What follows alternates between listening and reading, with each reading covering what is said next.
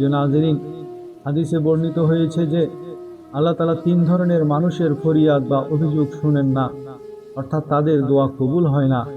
তারা হলো, 1 নম্বর হলো দুশ্চরিত্রা স্ত্রীর স্বামী, এমন এক ব্যক্তি যার স্ত্রী অত্যন্ত বদমেজাজি বা খারাপ চরিত্রের, কিন্তু সেই ব্যক্তি তাকে তালাক দিচ্ছে না। সে কেবল আল্লাহর কাছে তার স্ত্রীর ব্যাপারে অভিযোগ করে যায়, অথচ আল্লাহ তার জন্য বিচ্ছেদের পথ, তালাকের পথ খোলা রেখেছেন, যাতে সে এই কষ্ট থেকে মুক্তি পেতে পারে, এবং হতে পারে আল্লাহ তাকে এর চেয়ে উত্তম কোনো জীবন সঙ্গী দান করবেন। নিজের হাতে সমাধান থাকা সত্ত্বেও সে তা ব্যবহার না করে কেবল অভিযোগ করছে, তাই এমন দোয়া কবুল হয় না। নাম্বার 2, সাক্ষী ছাড়া ঋণদাতা, এমন এক ব্যক্তি যে কাউকে টাকা ধার দেয় কিন্তু কোনো দলিল লেখে না বা সাক্ষী রাখে না।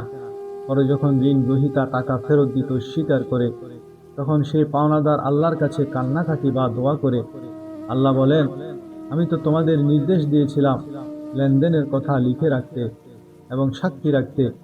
সে আল্লাহর নির্দেশ অমান্য করে নিজের বোকামির কারণে বিপদে পড়েছে, তাই এই ক্ষেত্রেও তার দোয়া কার্যকর হয় না। নাম্বার 3, নির্বুধের হাতে সম্পদ তুলে দেওয়া ব্যক্তি, এমন ব্যক্তি যে কোনো নির্বুধ বা সম্পদ নষ্টকারী মানুষের হাতে সম্পদ তুলে দেয়, অথচ আল্লাহ পবিত্র কোরআনে স্পষ্টভাবে নির্দেশ দিয়েছেন যে তোমাদের সম্পদ, যা আল্লাহ তোমাদের জীবন ধারণের মাধ্যম করেছেন, তা নির্বুধদের হাতে তুলে দিও না। যখন কেউ আল্লাহর এই নির্দেশ অমান্য করে, কারো হাতে সম্পদ তুলে দিয়ে পরে তা হারিয়ে আল্লাহর কাছে দোয়া করে, তখন সেই দোয়া কবুল হয় না। মূল কথা, এই 3 প্রকার মানুষ মূলত নিজেদের অসতর্কতা বা বোকামির কারণে বিপদে পড়ে।